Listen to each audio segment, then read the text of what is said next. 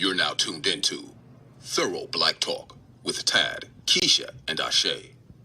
Every Thursday, 8 to 10 p.m. Don't forget about our sister station, Constructive Talk Radio, Tuesdays, 8 to 10 p.m. Good evening, good evening, good evening, family. Welcome to another edition of Thorough Black Talk with your brother Tad, your sister Keisha, and your brother Ashe SJ. Tonight, brother Tad will not be joining us. Ashe SJ will be coming in shortly, working out some technical difficulties. Thank you all for tuning in. Yes, my brother John Public, the first to salute a BB Fahodie to you, brother. A BB Fahodie, Sister Farnessa, Sister Nikki, peace and love. Yes, Miss Medina Salon, that's our sister, our Brooklyn sister from another mister. It goes down here every week on the Brooklyn Bridge. We meet and converse, dialogue, and dissect. And we got a lot to dissect tonight.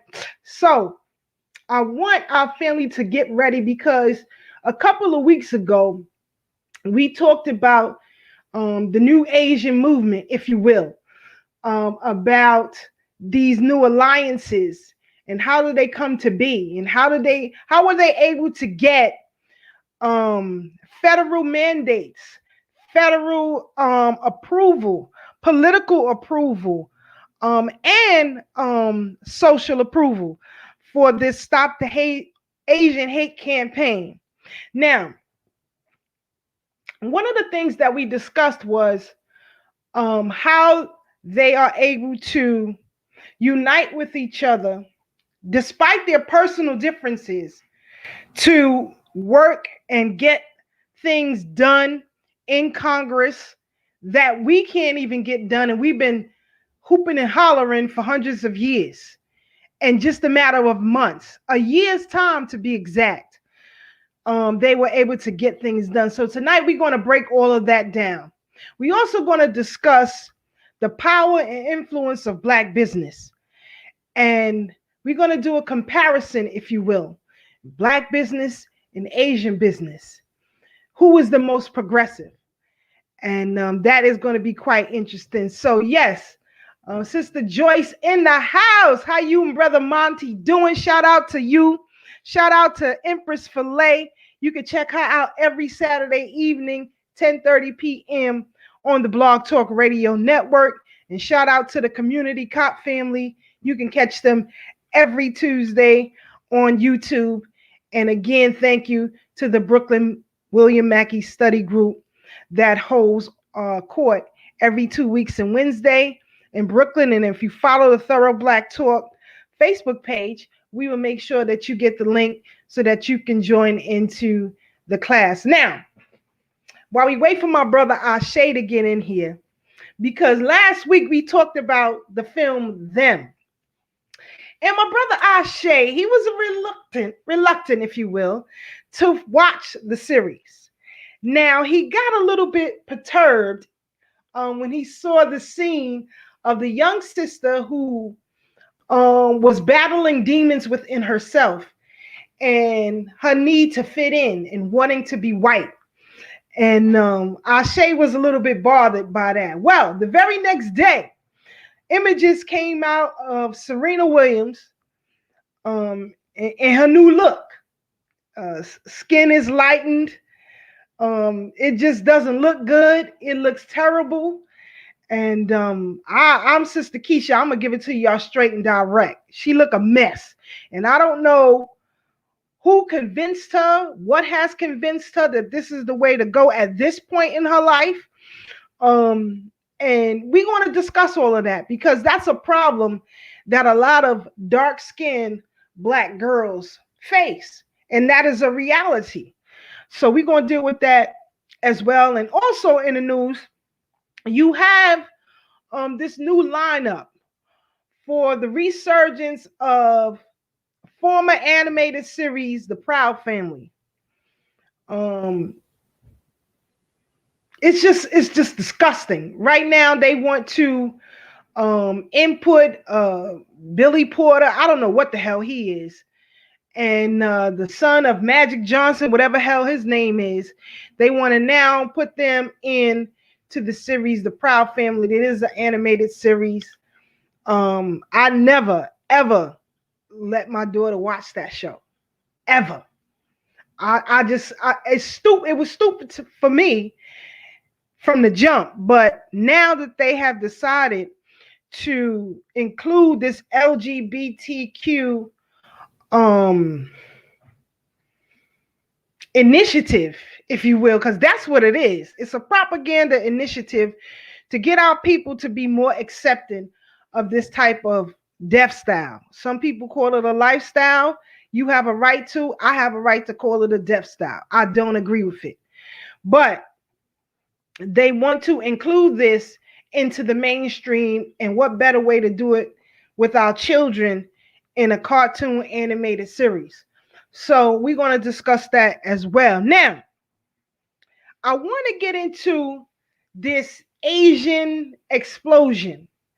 You know, a couple of weeks ago, we showed y'all here on the show, um, these Asian groups that have come together, um, that have organized and unified under one accord to get things done. And it was done with the help of Asian businesses, Asian lawyers, and Asian social community organizations.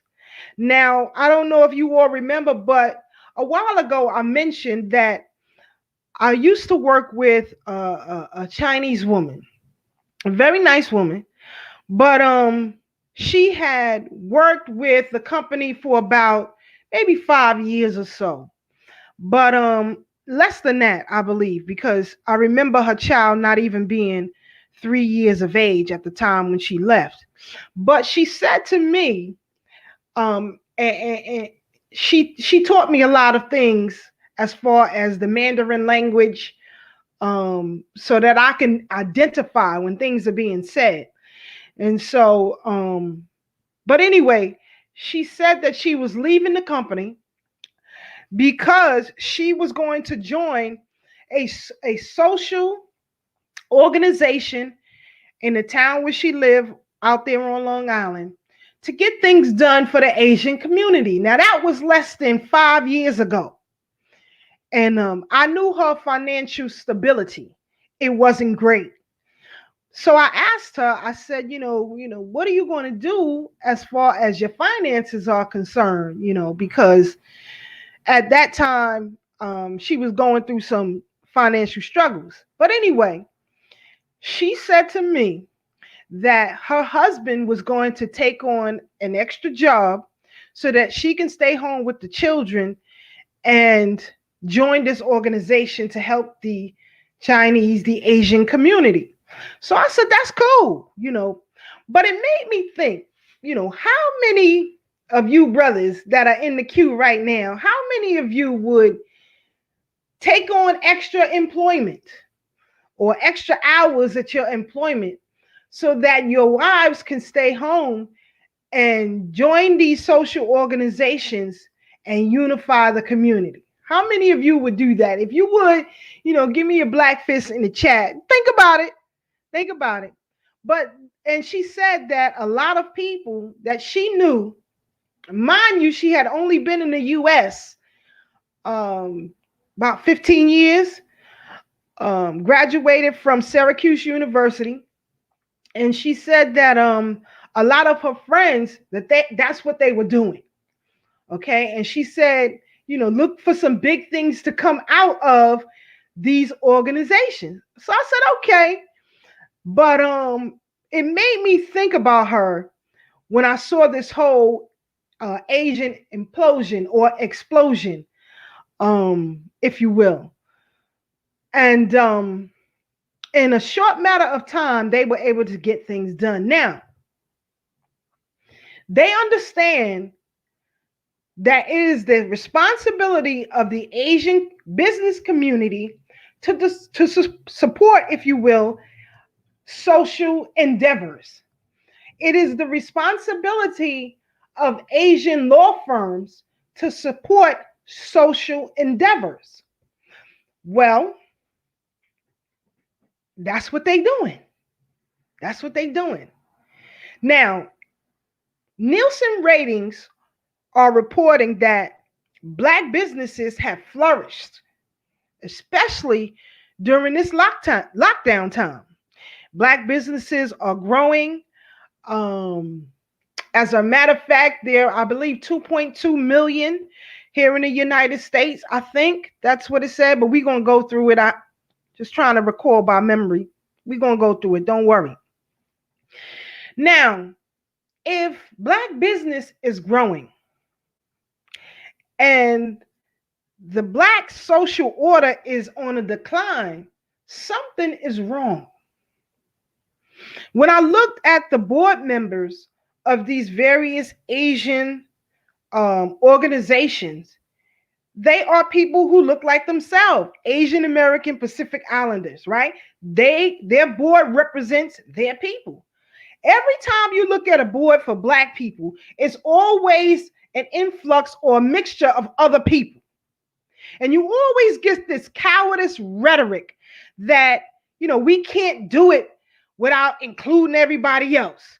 We can't do it if we don't take care of everybody else. Nobody talks that mess but us. And that's a scared verbiage. That is people who are very afraid to take on this system and do what must be done. When it comes to organization and dealing with political prowess, it's imperative that Black lawyers be at the forefront of that movement.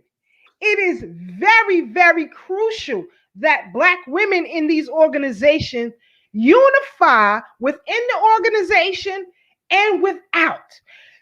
If you look at every social movement that we've ever had in the United States, Black women have always been the organizers, though they haven't been they've never gotten the credit, at least to my satisfaction.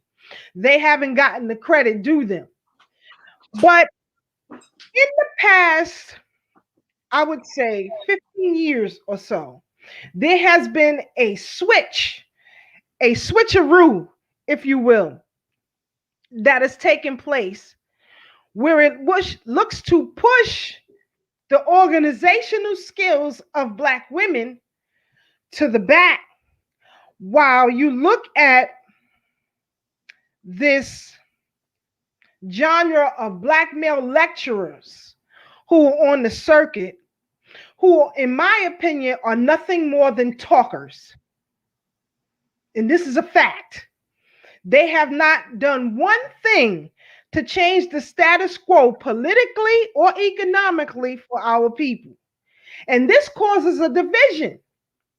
And I always said that. A lot of people talk about, even when it comes to education, if you will, you have a lot of people who can run down to you, Dr. Amos Wilson, Dr. Ben, Dr. John Henry Clark, many, Dr. Khalid Muhammad. But if you ask the majority, how many lectures have you been to or seen of a Dr. Shashi McIntyre? A lot of people wouldn't even know who the hell she is. And within this past 15 years, what I've noticed is that a lot of us have taken on the identity and the behaviors of our oppressors, and we don't even realize it. We don't even realize it. But we're going to get into all of that. Like I said, I got the numbers, I got the data, I got the documents. I'm going to prove to you where the Asian movement got its money from. I'm going to show you how they organize. I'm going to show you how they speak for themselves. I'm going to show you how they demanded from this new president what they wanted and got it. I'm going to show you the difference between an organization that runs on rhetoric and organization that runs as a business. A lot of people don't understand your organization has to run just like a Fortune 500 company.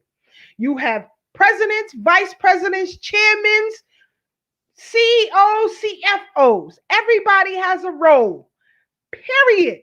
And everybody controls their lane. What's been happening in the last 15 years that I have witnessed is organizations are not run as businesses, and they fail. They fail themselves and they fail the community. So we're going to get into that. I'm going to show you what the obligation of Black businesses who are flourishing right now. Shout out to all the Black business owners right now. Don't let nobody deter you. Keep pushing ahead because they expect you to shut down within 18 months.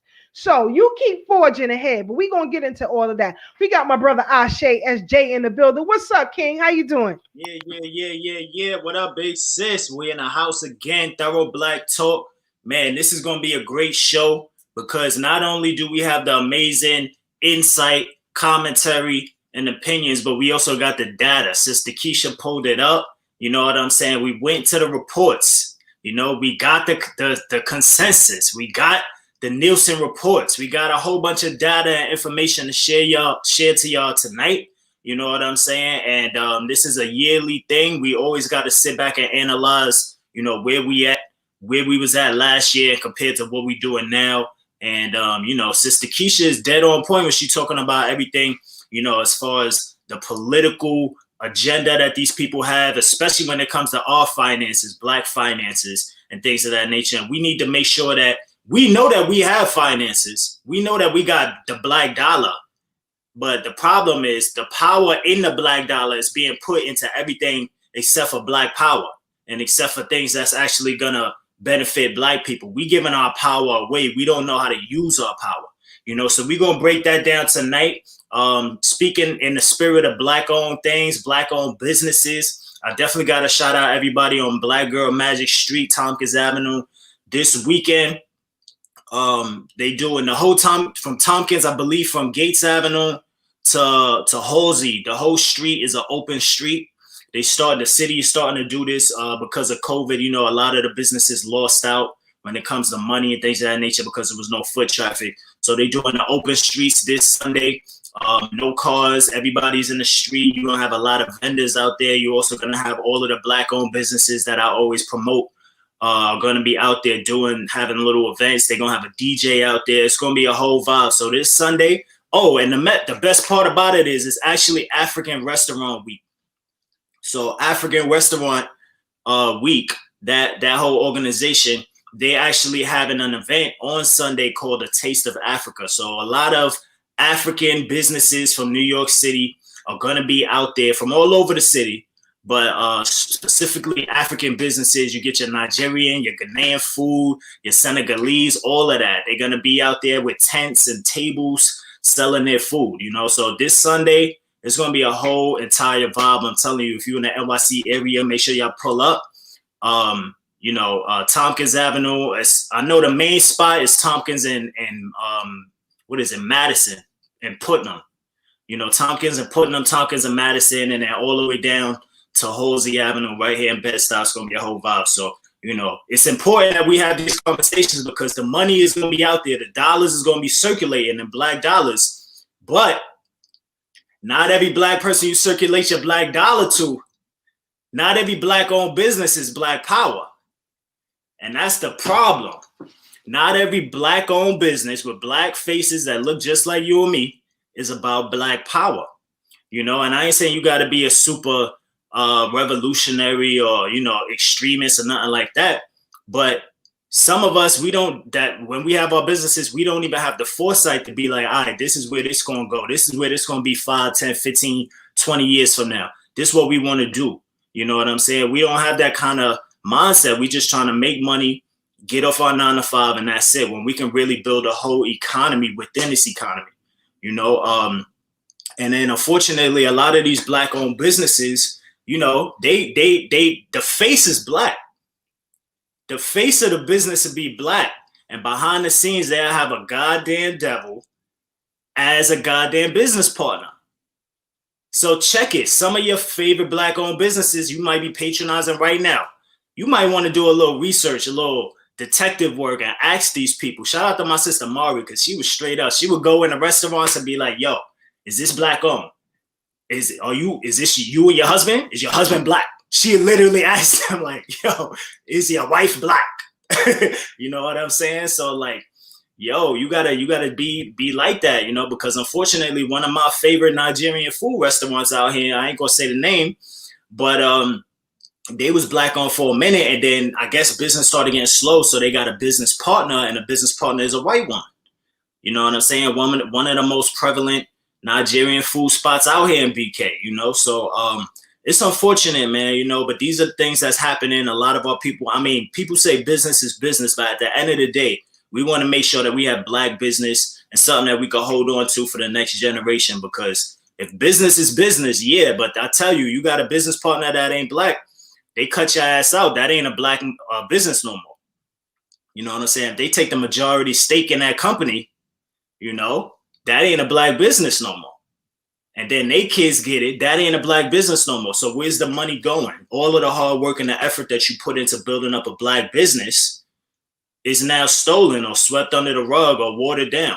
And matter of fact, they might, you know how these devils are, they'll keep it, make it seem like it's still a Black-owned business, even though it's majority white-owned. They'll still put promotional flyers and pictures and videos of Black people, even though it's white people owned. You know how many Black looking companies are out there that are owned by white people? Most of the goddamn products in a beauty supply store and all of that a lot of our people be using, that Black people been using all their life. Oh, I remember my mama used to put this in my hair. I used to wash with this soap. And you think it's Black and it's really not. Or it's half on Black or something like that. You know what I'm saying? So we got to pay very close attention to these things. The details is key. They say the devil's in the details. The devil's is all in these details, I'm telling you. You know, so yeah, once again, Tompkins, Black Girl Magic Street, man, make sure y'all pull up. It's going to be a whole entire vibe, man, because we got to really do this. And, you know, like I said, I just got my LLC. I got some other side hustles, things good that's going on, you know what I'm saying? And this is how we really going to grow. But you can't have Black dollars and not be about that Black power, because next thing you know, you're going to be getting your dollar. Look at Yeezy, Kanye West. He's a billionaire now, right? He's a billionaire. He's a multi-billionaire at that. Multi-billionaire. Where's his dollars going? Where's his money going? Look at the family around him. They all non-Black people, white people. Matter of fact, the purest of Caucasians. They from Kardashians is from what's that country they from? I forget, but that's where the goddamn Caucasus Mountains are. Armenia, I think it is. That's where them mountains are. You know, so they going, that money going straight to them. His children. Y'all think Kanye West's children gonna marry Black? Nope. Hell no, because they grew up in a household with nothing but white people in it. So Kanye West's children ain't gonna marry Black. So when they children get older and they get married, they got all this billions of dollars from Yeezy money. You think that's a Black business? You think that's a Black business? Just like Grace Jones' children. She had children, her grandchildren, look at the picture. They white. You know what I'm saying? They ain't light like me. They white.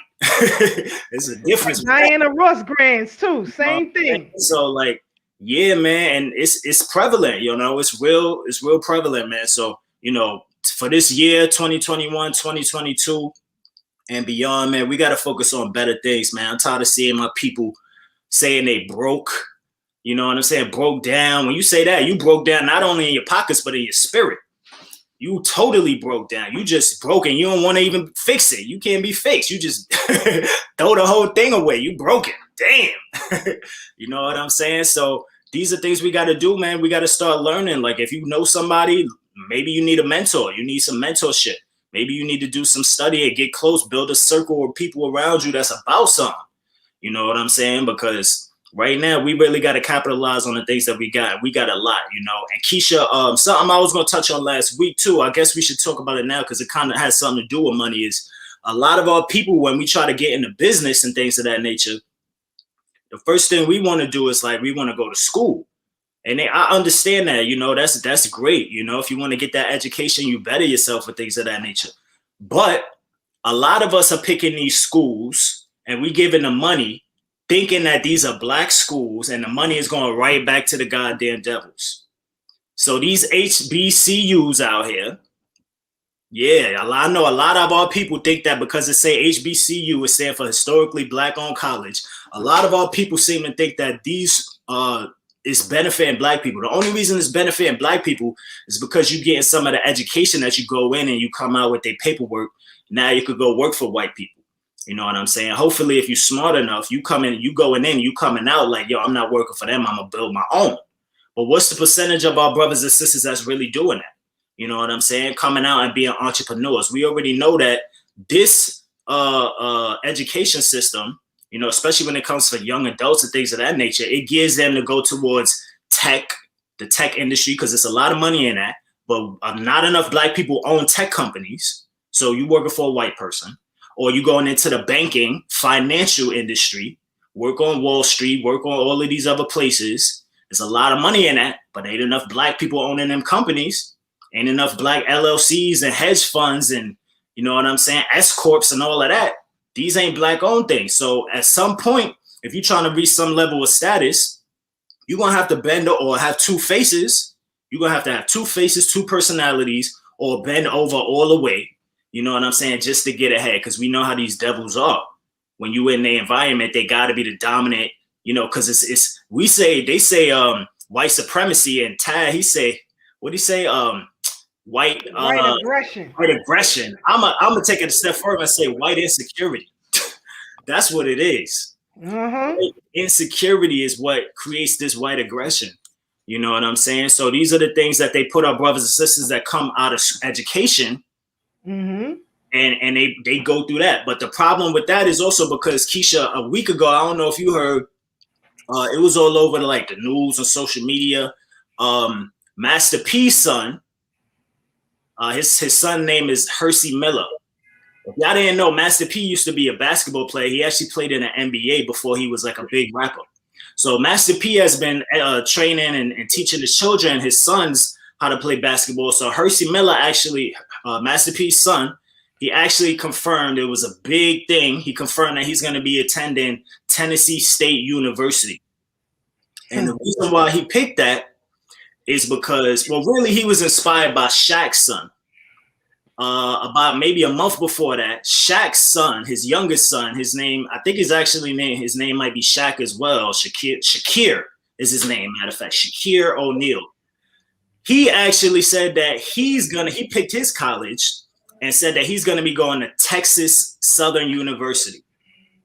Now, Texas Southern University is also a HBCU.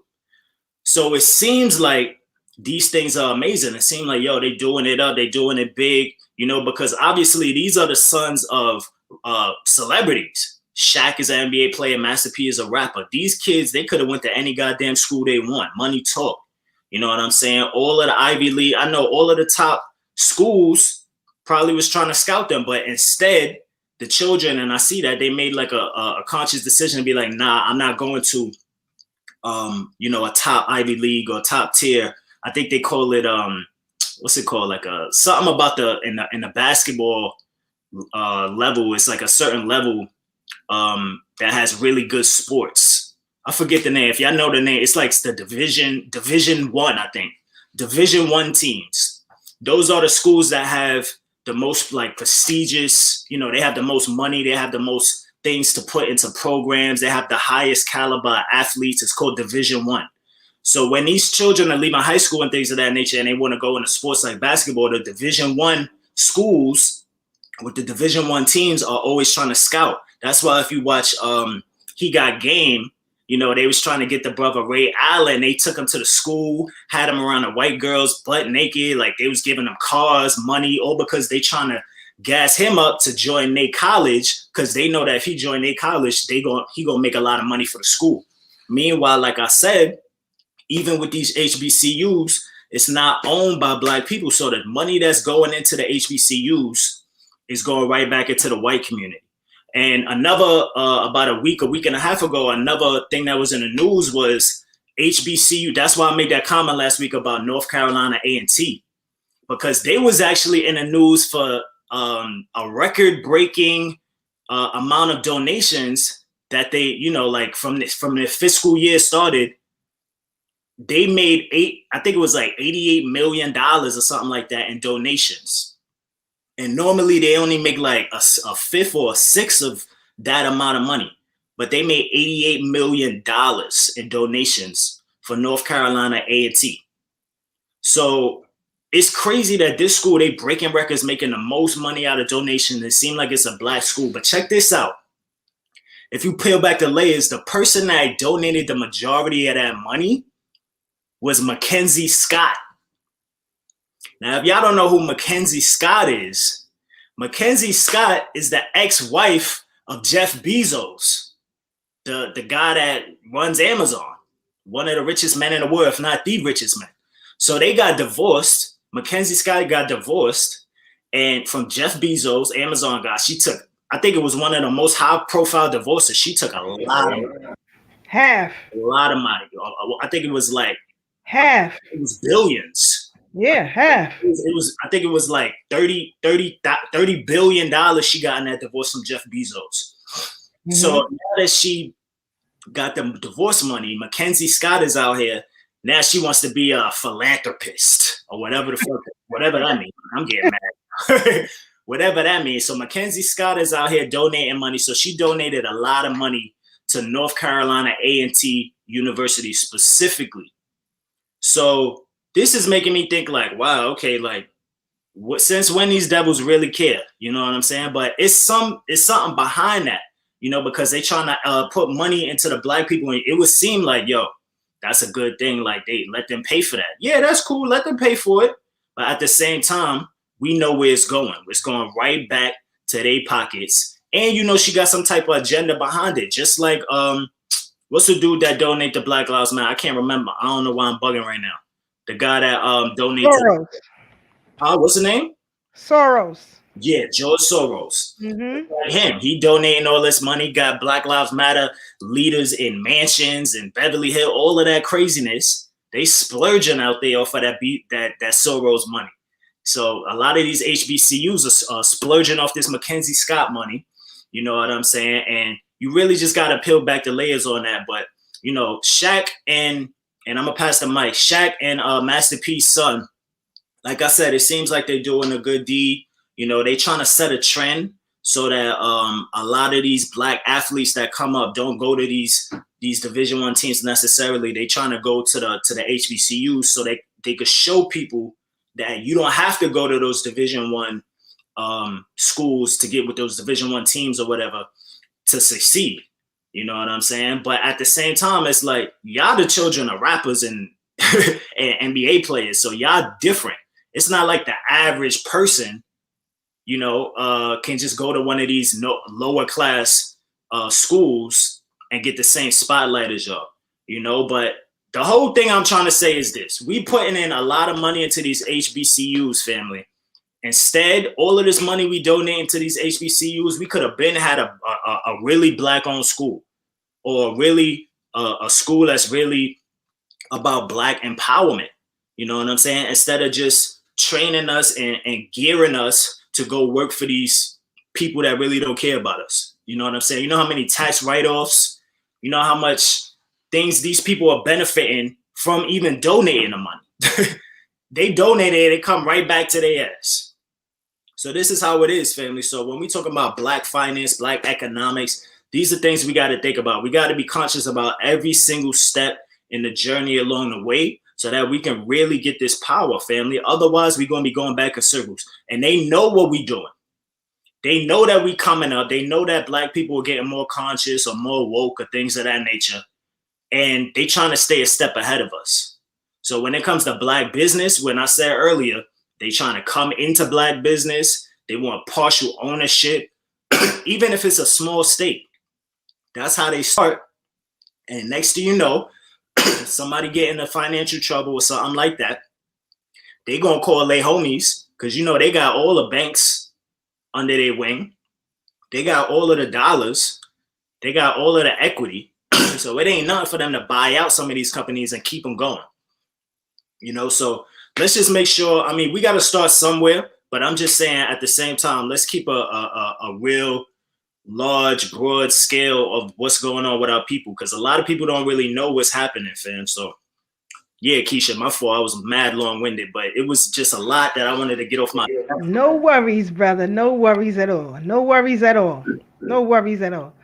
But yeah, so we definitely gonna get into it. And you know, before you came on, Ashe, last week we were talking about the Amazon series Them.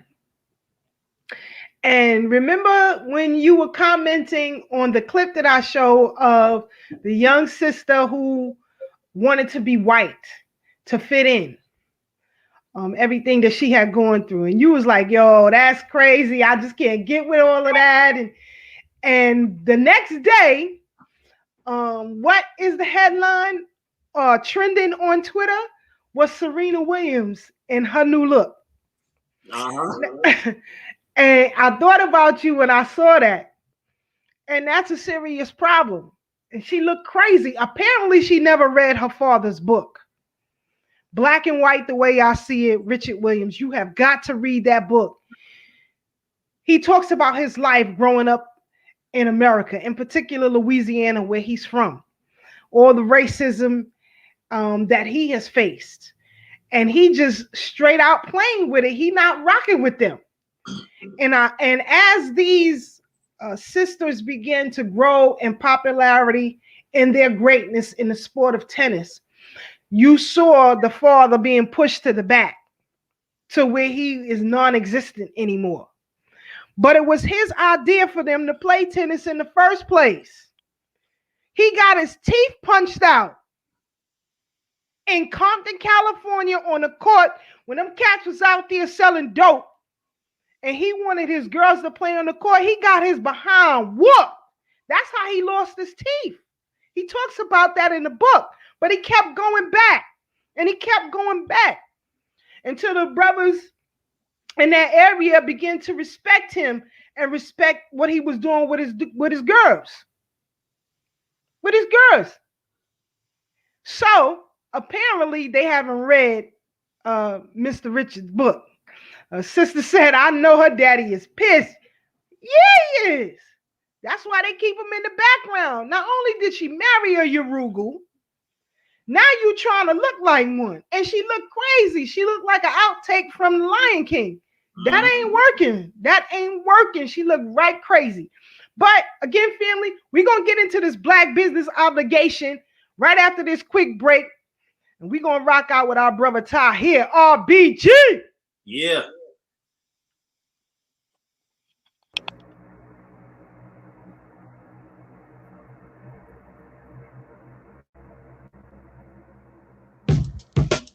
So my homie called me and say, Ty, I know you down there with all that foolishness going on. What the deal is? What you got to say about all that? I said, I've been saying the same thing since the late 80s, early 90s, all the way to now. You know, as far as Africans, where Garvey went wrong at, y'all, where his plan was wrong at. You know?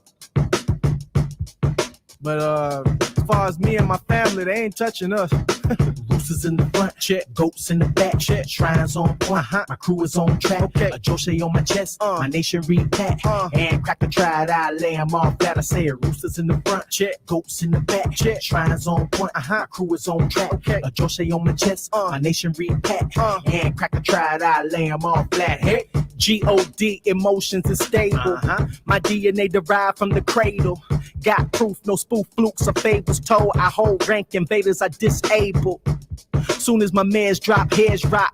go against my grain, buddy, you bet not. Behold, the grand wizard of the wizardry had them where they was kissing me once, now they dissing me. Really? Once I would've went haywire. St. Elmo's firing on the entire crew for everything they do. Prior to the present mind state I acquired, way higher. Now I know better, so I grow better and do better. Whether endeavors are beneficial or not, turn ills to new hot records. Hold up, y'all must have forgot. Give me a second, y'all. Gooses in the front, check. Goats in the back, check. Shrines on point, my crew is on track. Okay. A Joshe on my chest, my nation repack. And cracker tried, I lay 'em all flat. I say it. Roosters in the front, check. Goats in the back, check. Shrines on point, my crew is on track. Okay. A Joshe on my chest, my nation repack. And cracker tried, I lay 'em all flat. Hey. The Lord of the Lords used to ball till I fall, then I pause for the cause and about face. Kept it raw to the car, then they jaws hit the floor when they saw what I brought to the black race. We ain't black, it ain't a race, okay. I'm gonna pay for English language debates, trying to communicate. They courtroom is like monosodium glutamate. I discarded cracker laws is garbage. Remember that. On my shrine stay fair, homie, I'm too devout. Confident with the force, so I be cooling out. Soon as the pigs step up running they doodle mouth, I hold my nose while my ancestors shoot it out. Yep, and bang bang on the cracker gang. We the top shotter like Khufu. Let them hang juju. It ain't a thing, you rolling with the all-knowing. So pardon me for all the showboating. I got gooses in the front, check. Goats in the back, check. Shrines on point, my crew is on track. Okay. A Joshe on my chest, my nation repack. And cracker tried, I lay 'em all flat. I say it. Roosters in the front, check. Goats in the back, check. Shrines on point, my crew is on track. Okay. A Joshe on my chest, my nation repack. And cracker tried, I lay 'em all flat. Hey.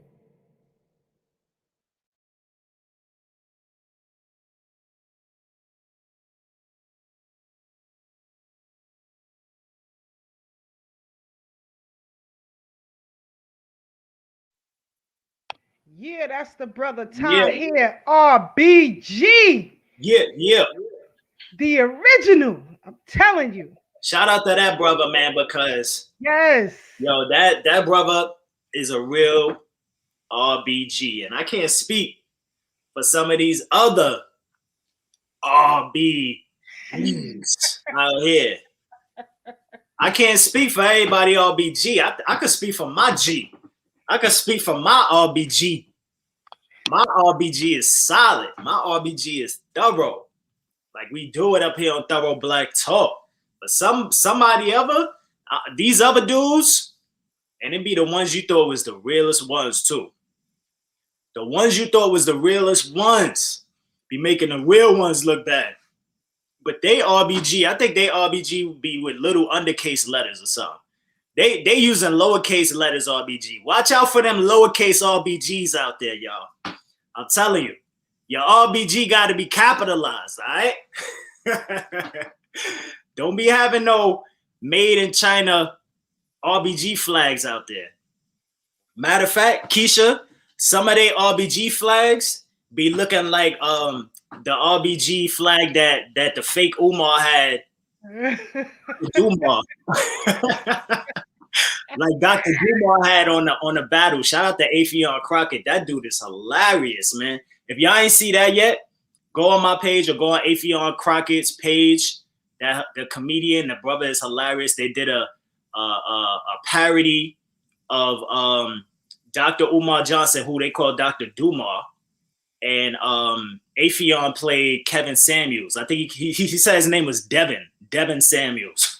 So Devin Samuels versus Dr. Dumar. It was hilarious, man. In the background, the Dr. Dumar I think he had like a green screen and like some black sweatpants and a red t-shirt hanging up. And he tried to make it look like it was an RBG flag.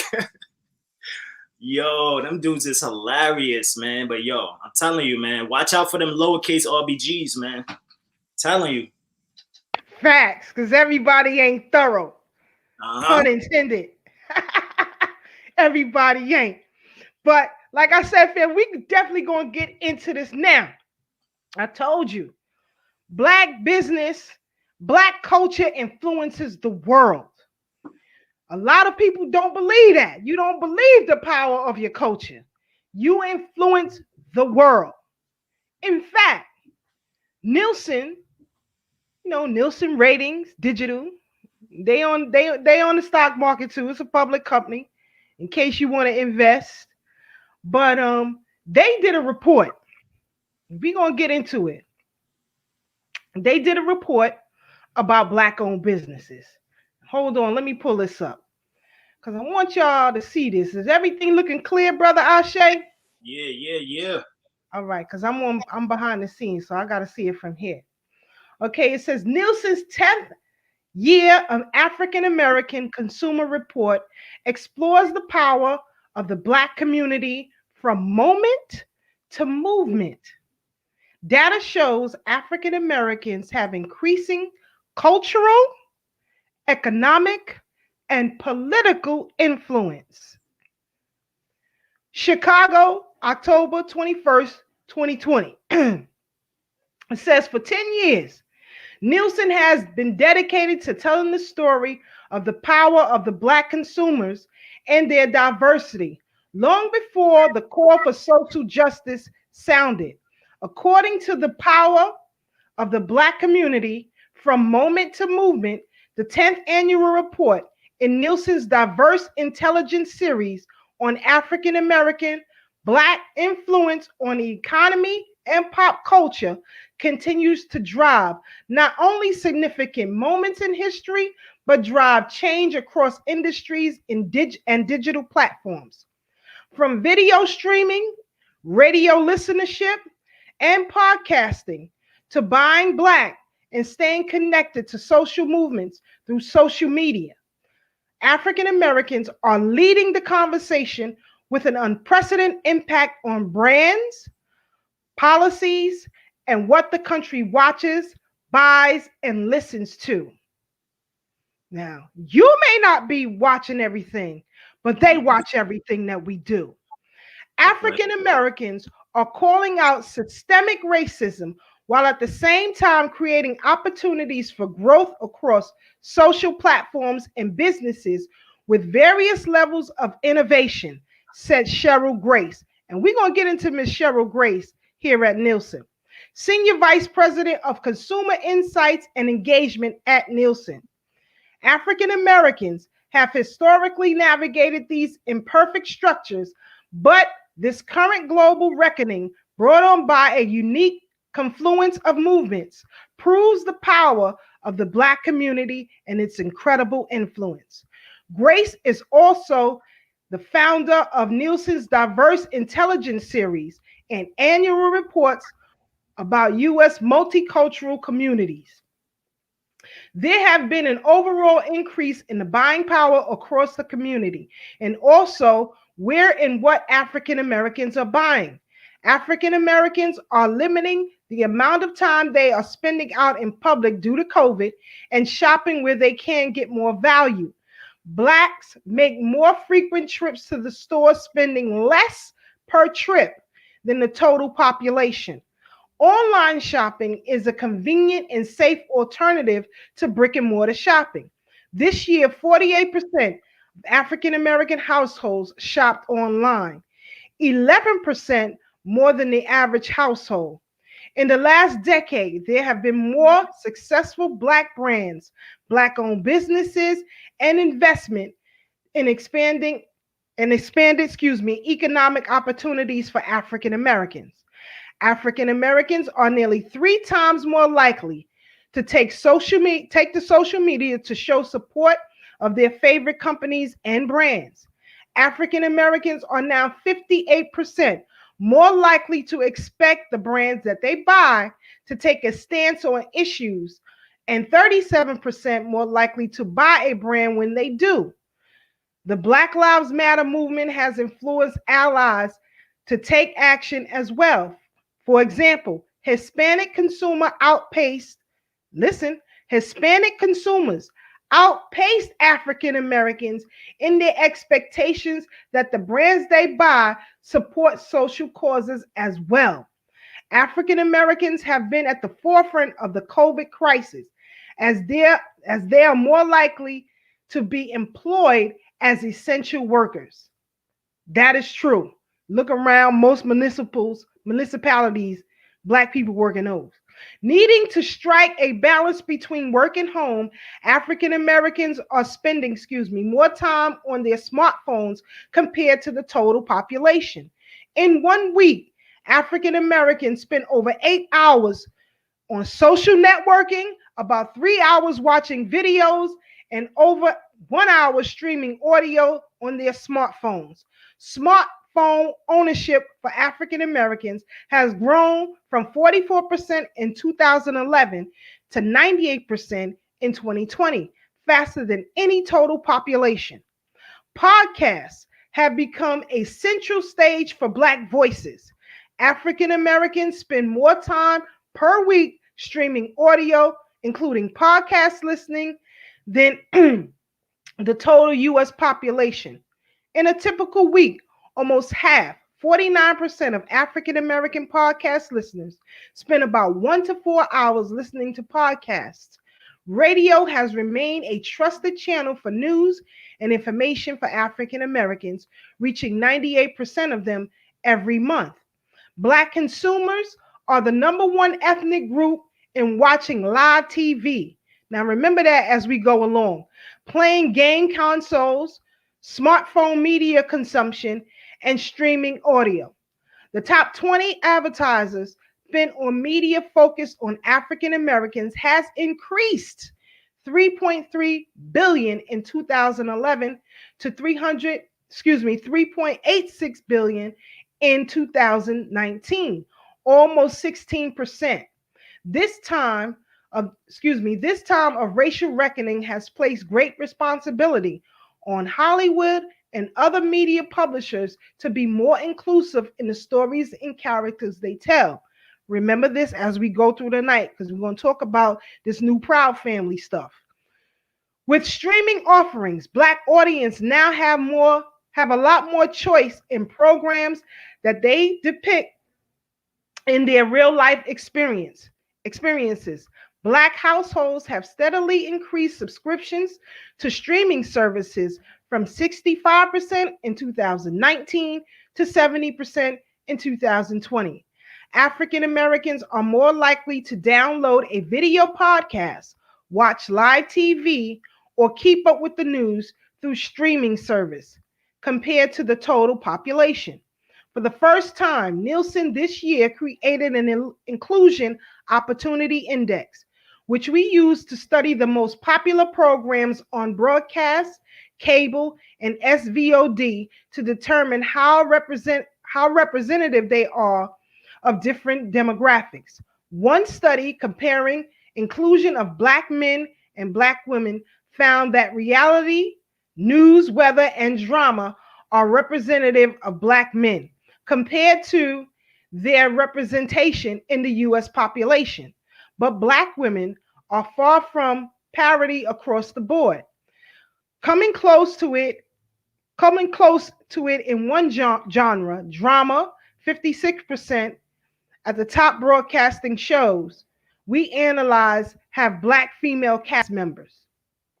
In the past decade, there have been considerable growth in the African American population buying power, education, and income. There are 48.2 million African Americans in the United States. From 2020 to 2060, they think ahead. Black Americans will contribute to more than 20% of the total US population.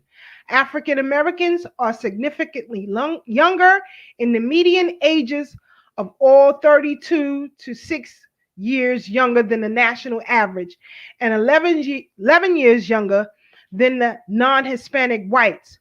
With smaller households and younger children, Black grandparents are filling the roles of caregivers. African American households are smaller than the national average at 2.48 versus the national average of 2.52. 29% of these households are more likely to have children under the age of 18 compared to 27% of the total US households. 5% of African American grandparents live with their grandchildren, and 40% of those grandparents are the main caregivers of their grandchildren. Now I'm going to skip this part and we're going to go right here. About Nielsen's Diverse Intelligence Series. In 2011, Nielsen launched the Diverse Intelligence Series to reboost portfolio and comprehensive reports that focus solely on diverse consumers, unique consumption, and purchasing habits. The series became an industry resource to help brands better understand and reach ethnic consumers. To learn more about Nielsen's diverse intelligent research, you could go to their website. Now, when Brother Ashe was discussing this earlier, he talked about the illusion of Black inclusion when it comes to education. That confirms it. That confirms it. Now, I told you that Carol Chase, who was the head of this division at Nielsen, well, apparently there are problems at Nielsen as well, because Miss Chase left and sued Nielsen for racial discrimination. She just settled the case. So even at Nielsen, there's some shenanigans going on there. But I want you all to just understand this. Whether you pay attention to what we do as a collective or not, other people do. And other people rely on that. Now, as I read, there has been a growth in Black business. Now, Black business has failed. I'm going to say this again. Black business owners have failed in forging a political agenda specifically for Black people. Now, when they came around with Black Lives Matter signs and all this old kind of stuff, everybody was down with it because it was an inclusive movement that wasn't headed by Black people. When we talk about reparations, everybody will tell you in the world, we're not going to get nothing. Don't worry about that. You got to be inclusive of everybody. No, you don't.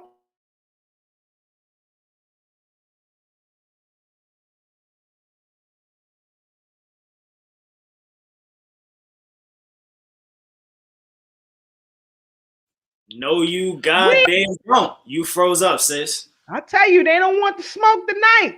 They don't want to smoke tonight because I said to you all on this platform many times before, I told you that the Asian community studied and watched the Black Power movement. I've said that many times. There is a book by Michael Wang that you can read when he talks about how they studied Black people, how they studied Malcolm, how they studied the Nation of Islam. This is true. I kid you not. Now, you wonder how it is that the Asian American or the Asian American Pacific Islander movement gained such quick momentum. As soon as Biden got in office, he signed executive orders. You have states and local municipalities that are saying now, if you get into an argument with an Asian person and you use a derogatory name, that is now considered a hate crime. But people could call us the N-word all day long and it's not considered a hate crime. It's not considered a hate crime. There are no federal mandates for us specifically. Now, I'm going to show you all the money behind this Asian movement, how they don't look to include no damn body. These people, the business leaders of the United States who are Asian, came together with lawyers who donated their time. Hear me clearly, you Black lawyers out there who looking to get your own come up, failing to realize when we all fell, you fell. Donate their time to make thing happen and get it done within a year. I showed you, what was it, 2 weeks ago, Brother Ashe? We showed you this Asian alliance, how they've taken our culture, throwing up the gang signs, wearing the clothes and everything. Nielsen just told you that we are the biggest influence of culture in this country and the world. If you travel abroad, you would know that. For those of you who've never left the confines of the United States, you don't know that. But Brother Ashe, Brother Tad, and I are world travelers, so we can tell you that. Our culture here, good, bad, or indifferent, is extremely powerful. Now, how many Black business owners came together to put out a front page news ad in any paper saying hands off Black people? You ain't seen that, because I ain't seen that. But the Asians did it. Asian businesses and lawyers got together and took out a front page ad in what? The Wall Street Journal. That's the money paper right there. There are two. You got the Wall Street Journal and you got Crane's Financial. Those are the two top financial literature you can get. Now, I want to show you this in comparison to what you just read, what I just read to you about the Asians. Now, hold on one second, Brother Ashe. Give us your thoughts on that Nielsen article, brother, because I know I sent it to you and Brother Tad. Nah, that article is something that Black people should be reading and very familiar with every single year. Because I remember a couple years back when everybody was talking about boycott Black Friday, when a lot of our brothers and sisters were being murdered and people were saying boycott Black Friday. Black people are not going to spend any money on Black Friday. You know, we only going to spend money in the Black businesses and things of that nature. You know, it was the Nielsen report that actually gave a lot of these organizations that were organizing around boycott Black Friday, you know, the ammunition to really say, hey, here's the data. This is how much money we spending. You know what I'm saying? As Black people, they say at one point, I know it's more now, but they said it was $1.3 trillion was the Black economic spending power. So the Nielsen report is what we should be looking at every year, you know, to really see like, hey, this is the direction that we're going. Right now, we have a lot of entrepreneurs. We have a lot of Black people that are taking it upon themselves to create businesses, you know, to be self-made, you know, and, you know, especially with like social media, you know, all of these apps, all of the tech and things of that nature, there's a lot of niches for Black people to make money, you know, so we still have to be able to track that, you know, even though these people are not working for these devils no more, which is amazing, you know, we still got to be able to know our worth and know where the power is in the dollar so that we can know where to put that money, you know, so if you don't read anything, if you don't, you know, follow up on anything else, this is something that you should check up on. But like Keisha said, you know, it's always something crazy. We always got to keep our head on a swivel because something is going on there as well. But we got to study the numbers. Numbers don't lie. Like Jay-Z said, numbers don't lie, you know, and we have to really make sure that we are utilizing that and capitalizing off of it so we can really become great, man. We are great people, great beings, but we're not really putting all of our ducks in a row, man. We're not really aligning all of the things that we have because we got a lot of resources. We have a lot of resources, and we are people that are creative. So we create our own goddamn resources. If we ain't got a resource, we'll make a resource. Black people are a resource. Matter of fact, I should say, we are a goddamn resource, you know, and they see that. That's why Keisha just said they study us. That's why these Asians study us. And it's not just the Asians that study us. It's the world that study us. It's everybody that's not Black. They always study us. Because every time it's time for us to do something, we do it the right way. You know, we set the precedent of how things should be done.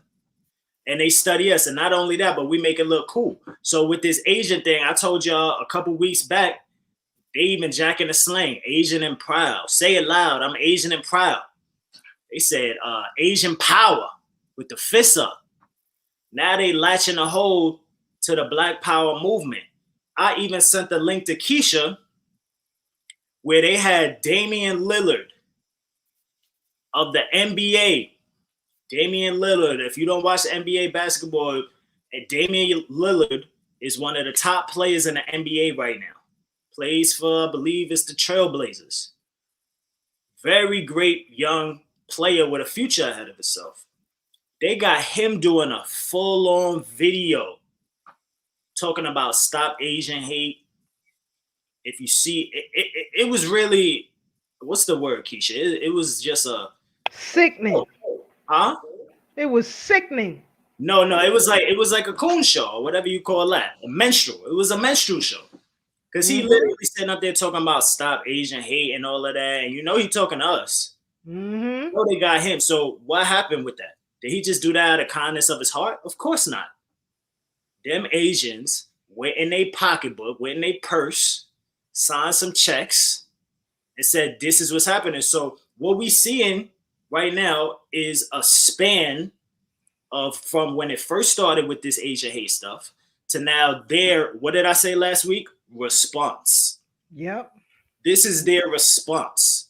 This is the things that they do. And they're not just being emotional and thinking that's the response. Their response to what happened to them is a long played out, strategized set of actions. So it's not over yet, family. If you pull up Facebook or Instagram or whatever social media you use right now, they got little things right now. You could take a selfie and it'll say stop Asian hate behind you. You think Instagram just did that?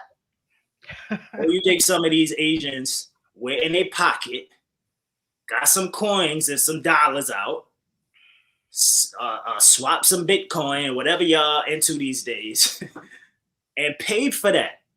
Mm-hmm. So this is what they do, and they have a whole plan. Just like social media, y'all out here, y'all planning what y'all gonna post. They out here planning what they gonna do. They planning who they gonna pay, planning what they want people to say on camera in front of our people. They writing a whole goddamn script for them. Damian Lillard. Now you even got, like I said earlier, people that's supposed to be RBG. You got what's her name? M1 from Dead Prez, Brooklyn resident. And he out here on a flyer talking about he doing a damn an event about why black people or why people in general should support Palestine. And I'm like, yo. Then I'm seeing even some of the people I know that's conscious or whatever. One person, I should say, not some of them, but one. One person that I saw, I'm like, damn, I know you for mad long. You super conscious, but I guess you ain't super black. That's the difference. They not super black power. They just super conscious. But this person went up there and they put a post talking about how you can become an ally of the Palestine people. Please tell me when the Palestine people have become an ally for my ass. Because shout out to the brother Bamani, he posted a article where they out there, you know, discriminating and oppressing and brutalizing the black Palestinians, the Africans or whatever that live in Palestine. You know? So they ain't got no love for us. So why the hell would I want to be a goddamn ally for Palestine? And you talking about you some goddamn type of conscious. This is crazy, but this is what the people do, man. They get so much crystals and sip so much kombucha. You know what I'm saying? They sipping all the kombucha. They got 40 ounces of kombucha to the head. You know what I'm saying? With their tea, they lavender tea or whatever, chamomile. I don't know what kind of tea they sipping on. But y'all a little bit too conscious. Y'all got to bring it back down, family. I don't want to see none of y'all out there with no selfies in the background and say, free Palestine. Palestine, that's the new one. Palestine and proud. Power, Palestine power. That's what it is. But we forgetting that these people are strategically donating money. I mean, not donating. They putting money together to back their agenda. This is exactly what they doing, family. I saw a video. They even had Dikembe Mutombo talking about COVID. I'm like, how y'all got a video with Mutombo talking about COVID? Now y'all going back to the motherland. Now he taking his influence to the motherland with it. It's strategic, but we just sit here and see like, oh, these are just celebrities. Nah, they handpick those people to say certain things. And then next thing you know, you in some place getting some vaccine, and now they tell you, oh, you need it 6 months. Every 6 months. The vaccine is like the goddamn iPhone now.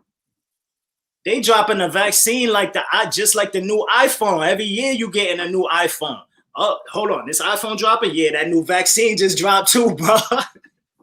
Yo, you caught your vaccine? Nah, I'm about to get my joint next week. I just got the second joint, but you feel me? The 8th and the 9th, that joint is on the way, you know? So I had to get it overnighted, but you know, I'm with it, bro. You feel so, yo, I'm telling you, this is how they move, and they already got it set up and strategized. And then y'all want to talk about stop Asian hate, Palestine, and all that. Y'all forgot, like I said, how when COVID first hit, the Chinese was trying to act like they wasn't the ones who started it, and they was out there brutalizing the Africans that lived in China, kicking them out of their apartments and all of that, beating black people, Africans in the street that lived in China. But the problem is a lot of our people are followers. So all it takes, and our enemy notice, all it takes right now is a cool hashtag and a couple memes, like you could take a selfie that say stop hate, Asian hate, or free Palestine, and black people is gonna hop on it. Just like Keisha just said, the Nielsen report, black people spend most of their time on their cell phone. So what are they doing? What are Asian hate doing? They putting a marketing strategy with some dollars behind it and paying it to promotions, sponsored promotions for Facebook, Instagram, all of that. Don't be surprised. Next, you start seeing Palestine promotions and all of that. I'm telling you, it's real, family. So these are the things that they doing, and we still trying to play catch up, family. Keisha just said, ain't nobody put no paid promotion on no New York Times saying hands off black people. Ain't nobody putting no Facebook, social media, Instagram promotions about nothing real. You know? Ain't no real independent media out there. Shout out to the ones that we support, that we rock with. But that's it. It's not on a mainstream level. So this is what we need to invest. So every time y'all hear Ashe say share this link, do your brother a favor and share this link, family, because these are the real ones right here. This ain't no, I ain't gonna call no name because I don't like going beating up too much. But you know what I'm saying? This ain't these people that you're gonna see, and then you invest some money into it, and then next thing you know, they doing commercials and I just gave it away. It's crazy. They doing all kind of stuff. They running off in the whole cipher. The next thing you know, you see the cipher get lighter and lighter and whiter and whiter. God damn. The circle is switching up. I'm telling you. These are the real ones that's out here, family. So when you see something real, you got to support it, family. Please make sure y'all share the link, DM it to a friend. And yeah, but that's how I felt about it. But you want to share something, Keisha? Yes. So like I said, you know, Asian businesses have got together. Now, for all of you Zoom users out there, you know, got something for you. I'm going to show you something real quick. Y'all like Zoom? All right. Here we go. Here we go. Let me remove this banner for a minute here. Let me remove this in the ticket real quick, because I want our people to see this. Hold on, family. Give me a second here. Let me get back here. Hold on. Now, here you got your Zoom folks. Okay? Now, I told y'all Asian businesses have got together. What does it say? Zoom CEO Eric Yin and hundreds of Asian American business leaders pledged $10 million to AAPI causes. Nearly 1,000 Asian American chief executives and business leaders across the nation pledged to donate $10 million towards the cause to support Asian American and Pacific Islander communities amid a national outcry against anti-Asian violence. Zoom CEO Eric Yin, YouTube co-founder Stephen Chin, Open Table CEO Debbie Sue, and Care.com founder Sheila Marcello are among the business leaders committed to the pledge to collectively donate $10 million over the course of the year. The group will partner with the Asian Pacific Fund, and we're going to go through that too, who they are, to support community-based organizations, including Stop Asian Hate, Stop, what is that? Women, what is that? AAIP. We just going to use that. Abbreviate. I ain't got time to read all of that. As a proud Asian American, it is disheartening to see the hatred and violence against our community, Zoom's Yin told CNBC. Make it in a statement. Racism in any form is unacceptable, and I feel strongly it is important to lend my voice and stand up for my fellow colleagues, friends, and family who are suffering during this time. He didn't say the Latinos. He didn't say Black people. He didn't say white women. He didn't say midgets and dogs and everybody else. Only we tout that stupid rhetoric. And that's why we never get nowhere. And I'm telling you, Black businesses, it's your responsibility to fund the political agenda that the grassroots tell you they want to get behind. Let me continue. In addition to financial support towards justice causes, the business leaders stated their commitments to support Asian employees. We're the Black businesses to support Black employees, your number one consumer base. How do you not get behind a movement to support your consumer base? Aren't you in the business to make money? You want to protect your consumers. Let me go on. Such as by creating a funding, AAPI employee resource groups, and to ensure better representation at their companies, such as by improving reporting on the diversity of Asian Americans, a term that encompasses as many as 19 origin groups at all levels of their organization. The coalition of business leaders took out a paid advertisement in the Wall Street Journal Wednesday to announce their commitment and employ allies to in corporate America to do more to support their AAPI workforces. The Asian American business leaders in our community are committed to fighting for change, the open letter states, and we're going to show that letter. The change that is needed requires a national awakening and a dialogue that involves leaders from every community if we are to undo the generations, check this out, the generations of systemic bias and racism. We are business leaders. We can help make the change happen. Now, what did I tell y'all? What did I tell y'all? See, on Thorough Black Talk, we going to give you that real 100%. We ain't playing no games over here. We not going to play no games over here. That's right. Black businesses, you are failing the movement. I'm telling you, you can't just expect us to support you and help you grow so that the community grows and you do nothing to support it. You're a failure. That's now, right.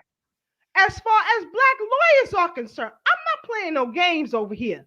But we're going to show y'all the real so that y'all see for yourselves how this thing is supposed to go. Here is the front, the Wall Street Journal advertisement that they took out. Wednesday, what is that? March 31st, 2020. That's like a month and a half ago, I guess. It says, enough, an open letter from Asian American business leaders. We, the Asian American business leaders of America, are tired angry and afraid, and do not and not for the first time. We are tired of being treated as less than American, subject to harassment. And now, every day, we read about another member of our community being physically attacked simply for being Asian. We are afraid for the safety of our loved ones. We are angry that our family members can no longer go outside in their own neighborhoods where they live for decades because it may not be safe. Where you see Black businesses take out ads in any goddamn newspaper, let alone the Wall Street Journal. Where? Now, let me read on and let me show you how slick they are with this. I'm gonna show y'all. We have given a lot to this country where we were born or which we have immigrated. Our community includes your cashiers, your teachers, your cooks, your doctors, your dry cleaners, your colleagues, your neighbors, your friends. We cut your nails. They forgot about Miss Thelma in this one, I guess. We write your code. We together have launched rovers to Mars and back. Many of us have created jobs for hundreds of thousands of Americans. We choose to make America our home, and we strive every day to make America better, just like you. I guess they forgot to mention how they gave, what was it, 80,000, or excuse me, 80 million to white aggressionist groups. I guess they forgot to mention that in this article, but let's read on. Why don't we don't deserve to live in fear in our own country? The vitriol has made Asians the target of this blame. Rhetoric matters. The Chinese virus, Kung Fu flu, those words were an open invitation to hate, and the result has been a 150% rise over the past year in reported hate crimes against the Asian American community, disproportionately against Asian women. See, they're going to stand for theirs. We are the Black businesses that say we stand with our women who are being abused. You just don't get consumer support, and you don't have an obligation to your consumer base, Black business owners. I'm talking to your ass tonight. Let's go. We ask for your support in ending violence against Asian Americans. We no longer want to fear being stabbed from behind, fatally knocked to the ground, having acid thrown on our face, or gunned down like the mothers and grandmothers in Atlanta. We no longer want to see photos of bruised and battered Asian seniors with GoFundMe links asking for support. It is critical that we also acknowledge the violence we are experiencing. Now, look how they try to weave everybody in on a sentence. Experiencing has been the daily reality for Black, Latinx, Indigenous, and LGBTQ community. They threw that in slick. The Asian American business leaders in our community are committed to fighting for change. The change that is needed requires a national awakening and a dialogue. Hold on. That involves leaders from every community. If we are to undo the generations, what generations of systemic bias and racism? We are business leaders. We can help make that happen. Today, we pledge to fight against violence against Asians. We are collectively committing 10 million over the next year through our partner, the Asian Pacific Fund. We will support these and other community-based organizations. Stop AAPI Hate allows victims to report and document hate incidents. Not a crime, incidents. So if you get into an argument with them, that is now considered a crime, which is critical because hate crimes against Asians have historically been underreported. Really? AAPI women lead. I'm going to read this real slow for all you talking about. I'm pro-black. Let's organize. Listen to what they do. Let's go. AAPI women and NAPAWF recognize that the fight for Asian American justice is intersectional and therefore protect and support Asian American women. Asian American Advancing Justice, a national network with a presence in Atlanta. Ain't that the new Black Mecca? Okay. Defends those impacted by hate crimes and ensures that they have proper legal representation. Their work empowers the Asian Americans and creates a more just America for all. Association for Asian American Studies conduct research and education on the causes and solutions of Asian racism.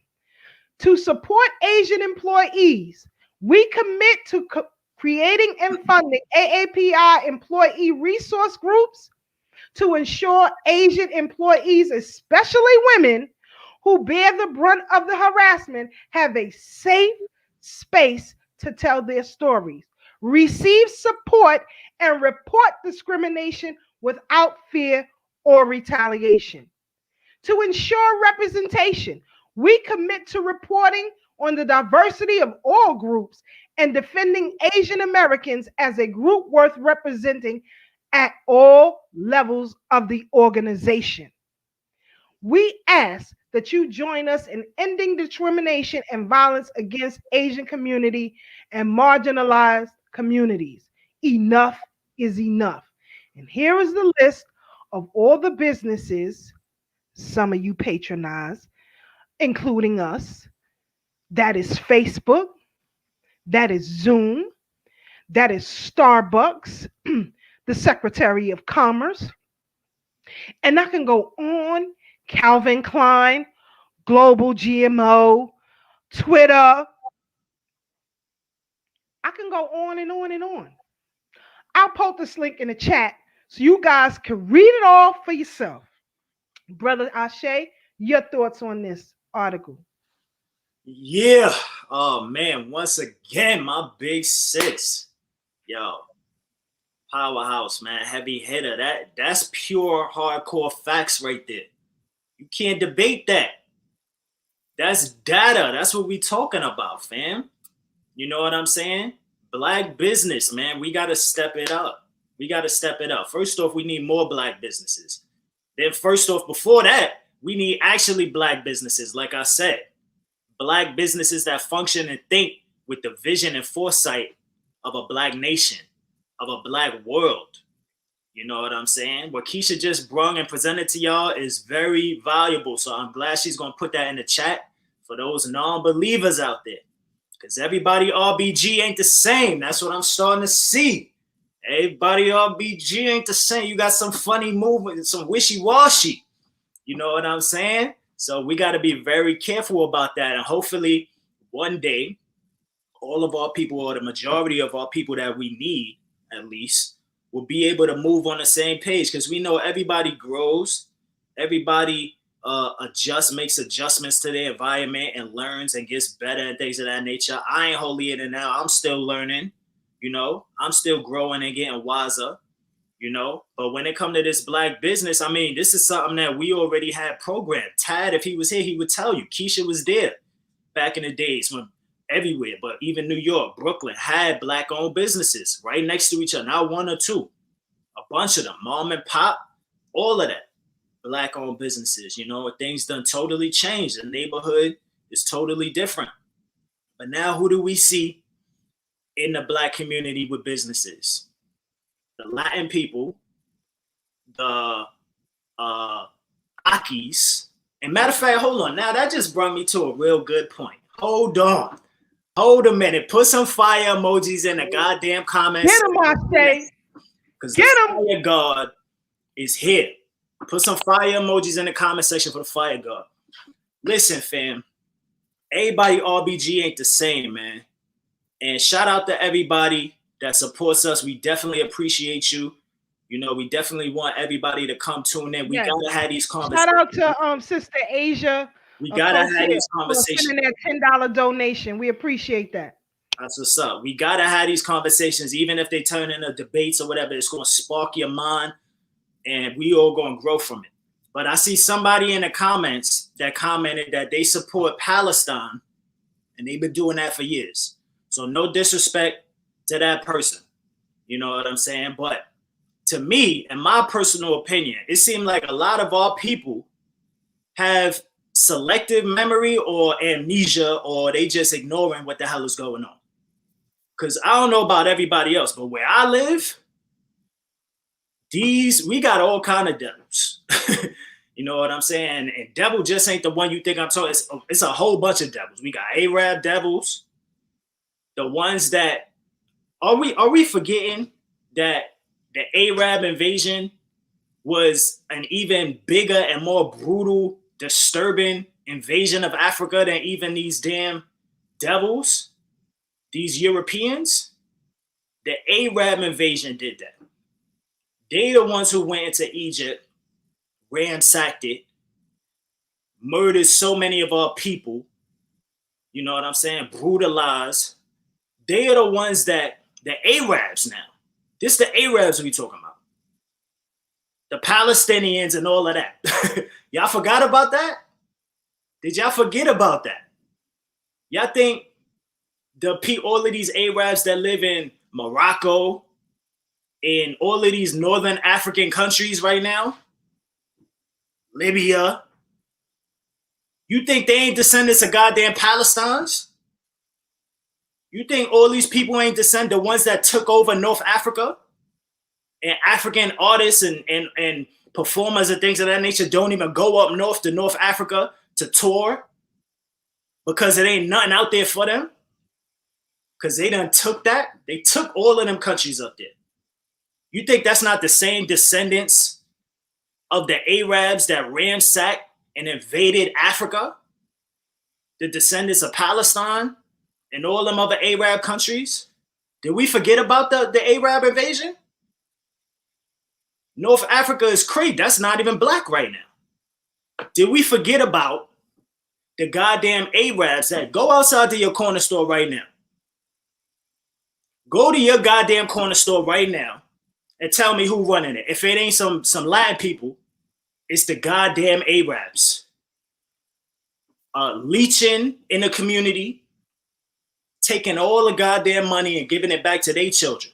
Matter of fact, the Arabs in my neighborhood, they might own a store on this corner of the block and a store on the goddamn next corner, on the same block. They own 2 stores on the goddamn block.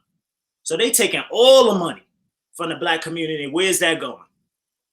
Did y'all forget that it was these goddamn Arabs that was out here selling K2 in their corner stores to our brothers and sisters? Come on, Ashe. Y'all forget about that. Y'all think these Arabs in the corner store that's out here selling K2 and all these, what's them drinks they was drinking? Them crazy drinks, Four Loko. You think them Arabs ain't the descendants of these goddamn Palestinians? Huh? Put some fire emojis in my goddamn chat right now. That's right. Put them bombs in there. The damn K2 taking all of our money. Matter of fact, there was a video a couple years back with a damn Arab that was feeling up on a young black sister in his corner store. And what happened? Some brothers had to go pull up and handle him to the Arab store and handle that. Multiple videos we got amnesia, family. Mm-hmm. Black people got some goddamn amnesia. Black people don't know how to sit their ass down and mind their own black business.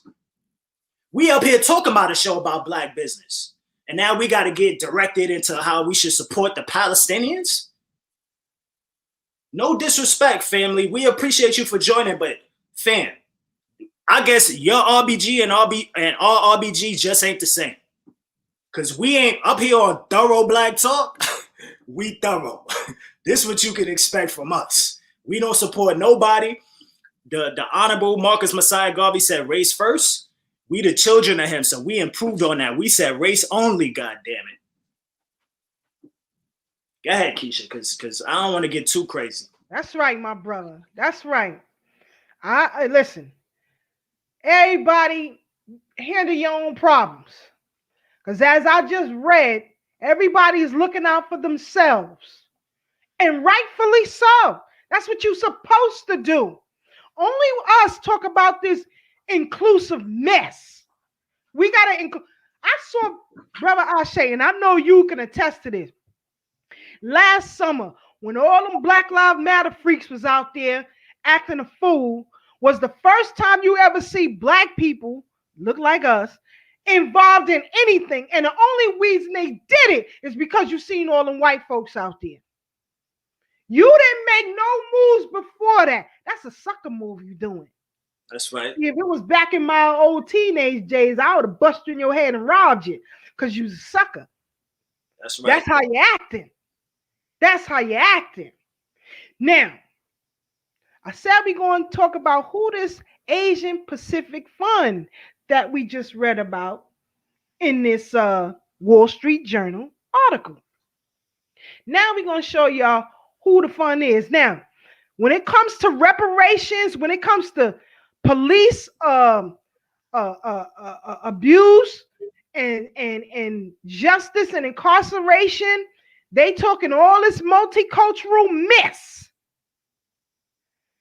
When they have an organization, they got to have some brown folks in it. You got to have some Asian folks in it. You got to have white women in it. You got to have everybody in it. Otherwise, they're not going to take us seriously. Isn't that what Sheila Jackson Lee said? Coward. But anyway, here we go.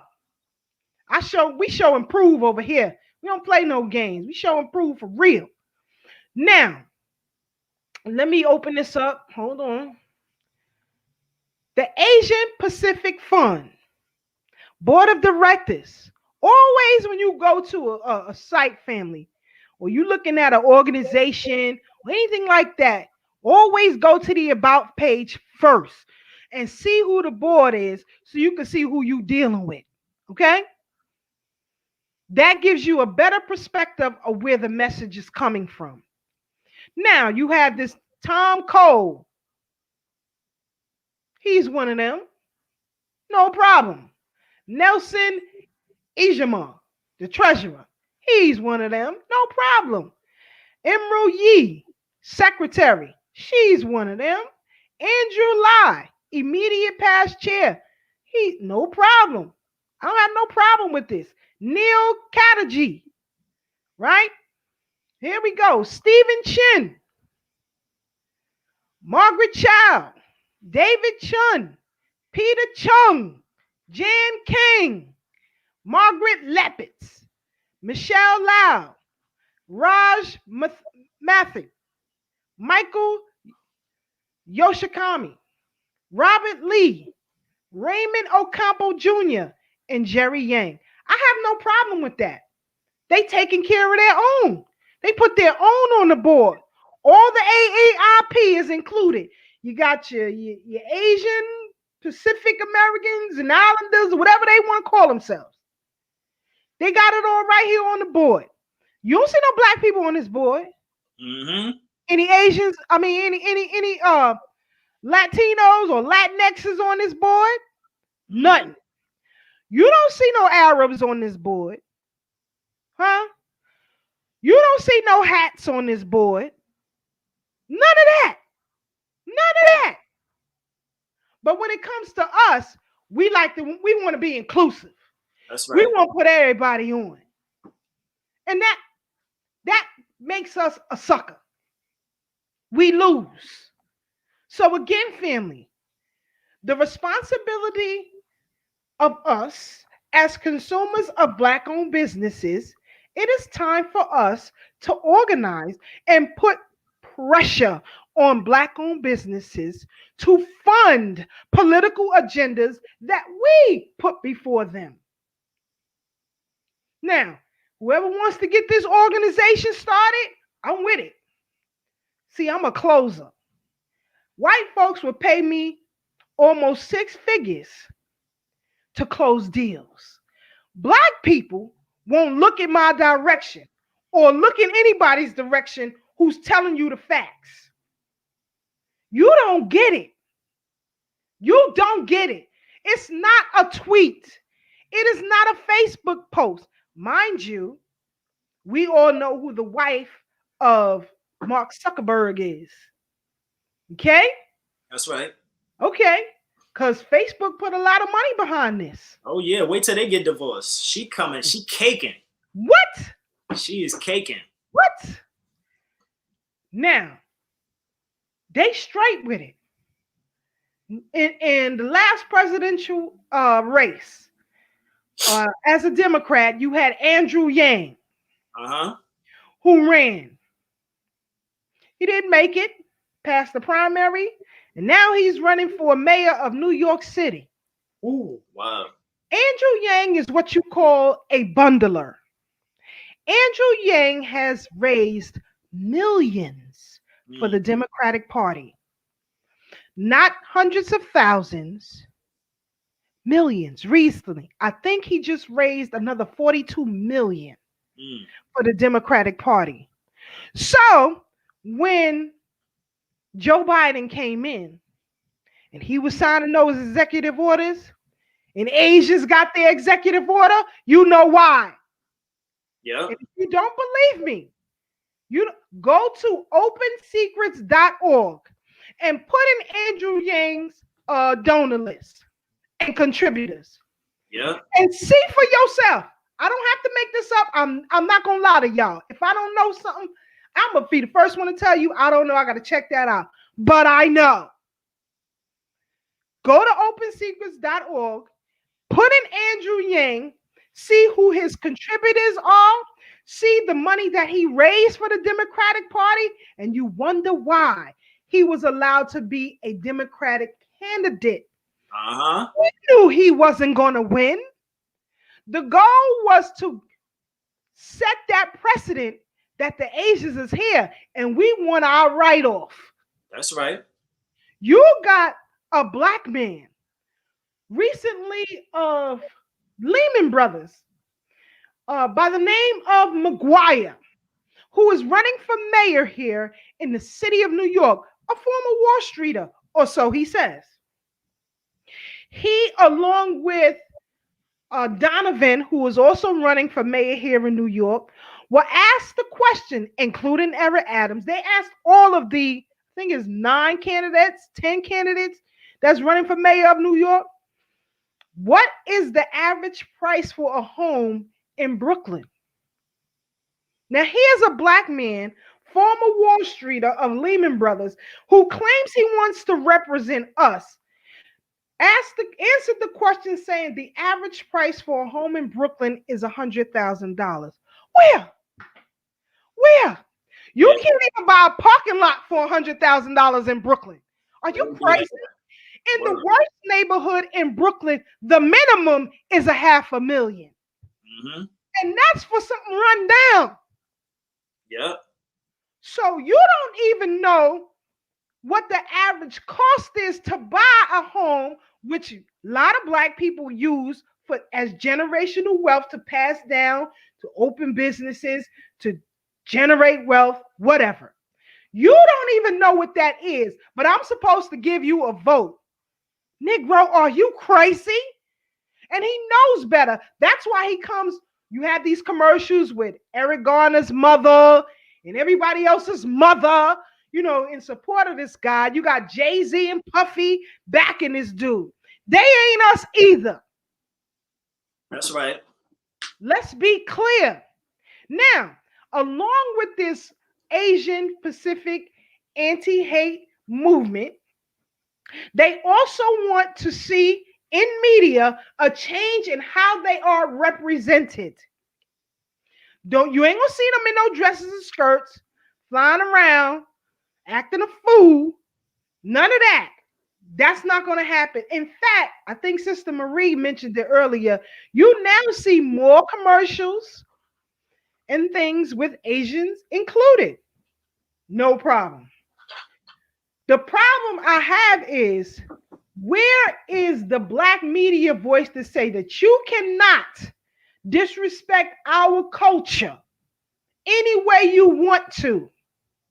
Like with this new revitalization of the Proud Family. Did you see that, Brother Ashe?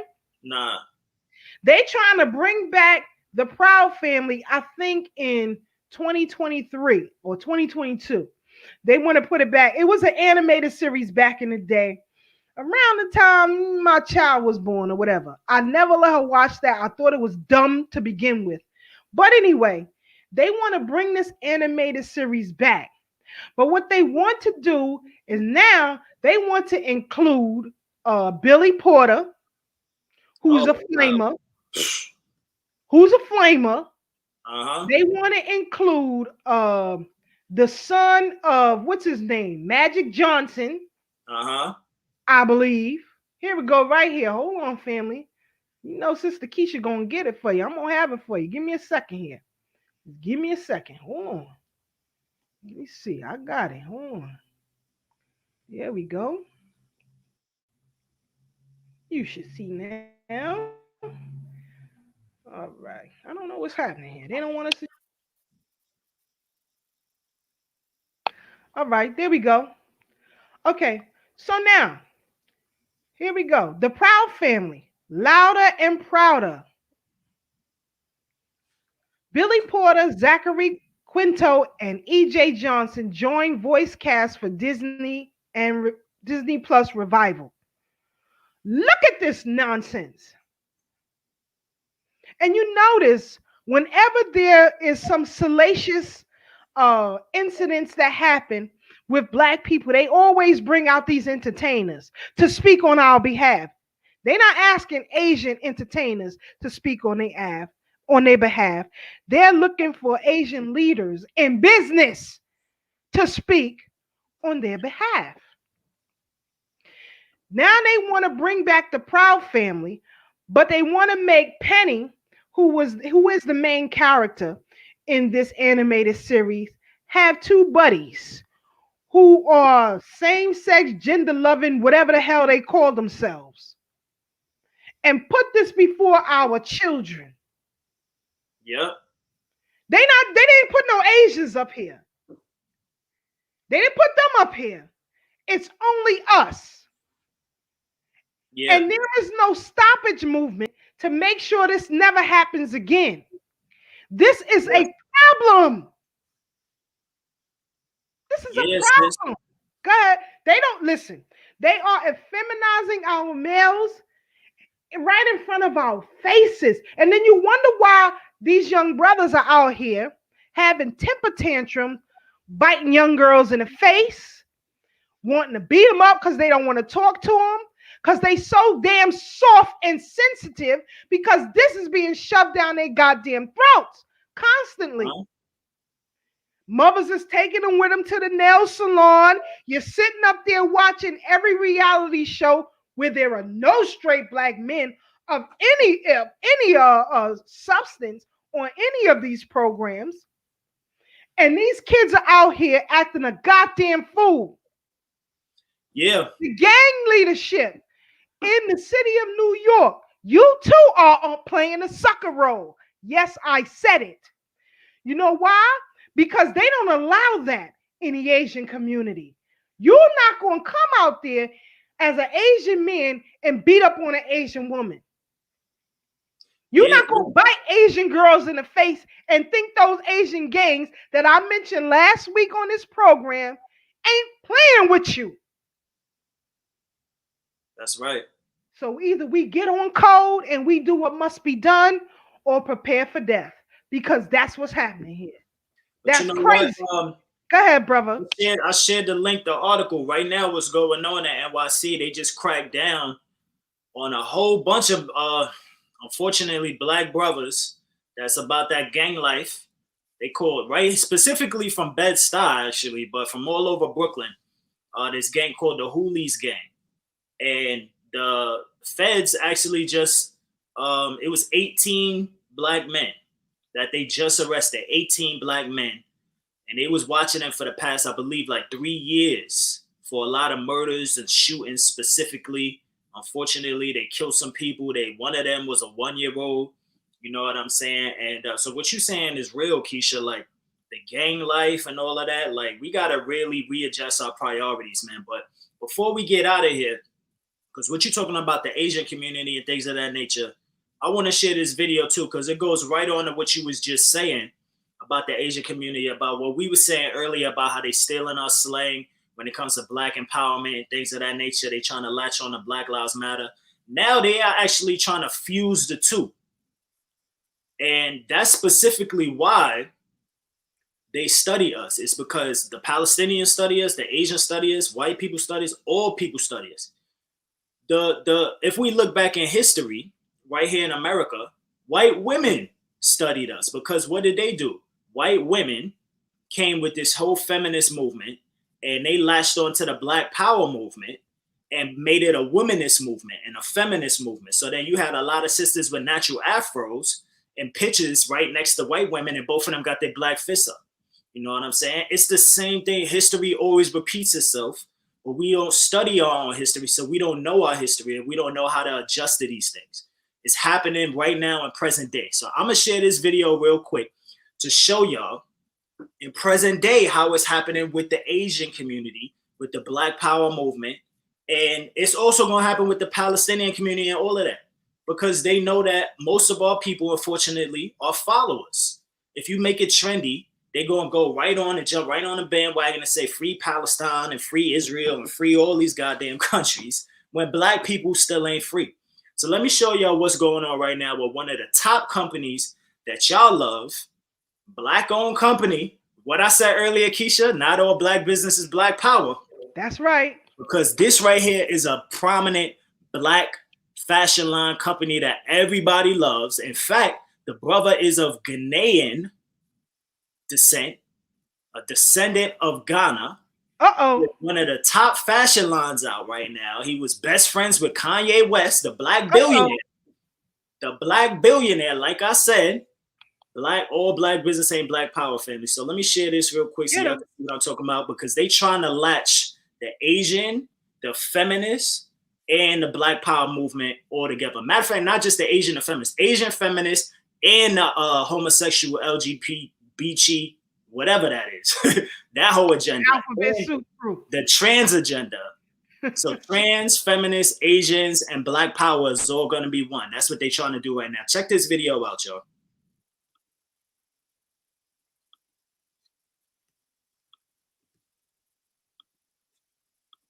Black, queer, trans migrants, refugees in particular, those are the most deeply impacted by not just immigration policies, but also welfare policies.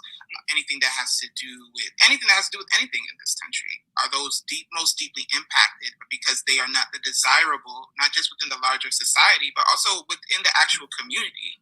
They're the least desirable, rather, within the community. A lot of their issues and their needs are just silenced, despite the fact that these are often the folks who are leading the movement, who are, literally laying their bodies on the line. They're sharing what little capital they have. They're creating spaces to advance the movement and really bring us to what liberation looks like.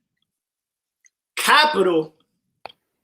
I'm telling you, family, this is what's happening right now, family. They tying all of the movements together. This is what they want to do. If y'all don't know, that was Off-White.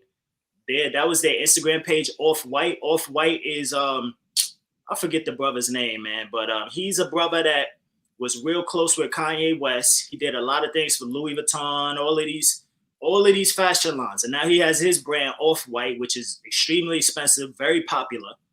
And he has a T-shirt line right now that says, "I support Black women." That's all the T-shirt says, and it's an expensive ass shirt, but he's selling it to everybody. I support Black women. So it sounds amazing.